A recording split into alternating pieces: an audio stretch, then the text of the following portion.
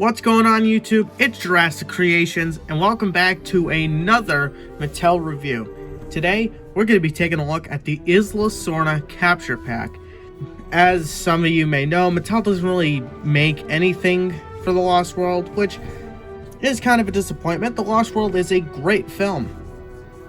So let's see, this set comes with an engine capture vehicle like the one we see in the movie, rolling tembo, and a juvenile Parasaurolophus.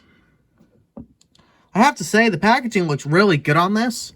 I like the redwoods and basically all the scenery we see on Isla Sorna during the game scene chase, or the game trail chase. And if we flip it over on the back, we see rolling tembo in the vehicle chasing down the Parasaurolophus, and we see some more legacy reveals like the tiger striped raptor, Cosmoceratops, and Pachycephalosaurus. Most of those aren't really that good. The package looks pretty good, but we're not really here for those. We're here for this set right here. And really, there's not much in the package because it's an open box design and all that stuff. So I think we're just going to get this right out of the box and get to reviewing. Now that we have everything unboxed, let's take a look at the figure that everyone's been most excited about this set. That's right, the juvenile Parasaurolophus.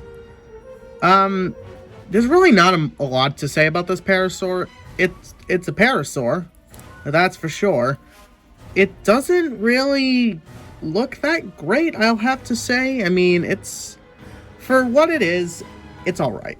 It's a Parasaur, there's no doubt about that. But the whole paint scheme on it just kind of makes it feel cheap. Of course, this isn't what we're buying the set for. I mean, it's good repaint fodder if you want to make a juvenile Parasaur to go with your Hammond Collection Parasaur. Still gonna find that one. The Hammond Collection has been a pain to track down. And of course, you have the scan thing right here. So in case you want to scan that into your fax app. That one was a lot easier to get open than the Raptor. The Raptor, like, that one was really difficult to get open. I'm not sure why. But, I mean, it's alright. It's not something too breathtaking. I don't know why they did a slit for the eye. That's kind of weird.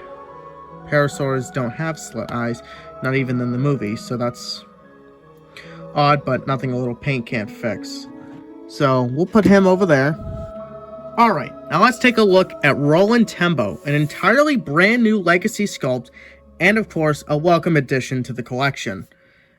I have to say, this figure looks absolutely incredible, and it really does resemble the actor who played Roland Tembo in the film. He doesn't come with any accessories, unfortunately. It's kind of unfortunate he doesn't have his tranquilizer gun to get a male, a buck only, but that's alright. I have to say, the face sculpt is incredible on this. I'm not sure if the camera's going to pick it up, but the sculpt is absolutely on point to the actor. And I have to say, he looks great. For the first legacy figure being from the Lost World, I think Mattel knocked it out of the park with this one. I'll put Roland Tembo over there. Now let's take a look at the vehicle. I mean, there's really not much to say about it. It's great looking. There's no, unique camouflaging or anything, but it does look really accurate to what we do see in the film. So we'll take a look at the front first. You've got the headlights, you have the light bar, you have the spare tire, which actually does rotate. I'm kind of surprised Mattel went the extra mile to actually give this articulation. It's not really something we would have probably cared about anyway, but that's okay. But I have to say, the side of the vehicle, the front, with all the InGen logos, this looks really good. And even on the back with the jerry can, the headlights, or tail lights that should be. Yeah, this is an incredible vehicle. It looks like the decal got a little smudged there. Or placed twice, that's kind of weird. Now, of course, this has an action feature. And if I hit this little button on the side, the door pops out just like what we see in the film. And if I press this lever right here, it fires a little dart. So this can be like a tranquilizer or something like that. Really kind of calls back to the old Kenner vehicles that had this kind of stuff. And this just looks really good. Now let's see if I can get the camera inside the cab.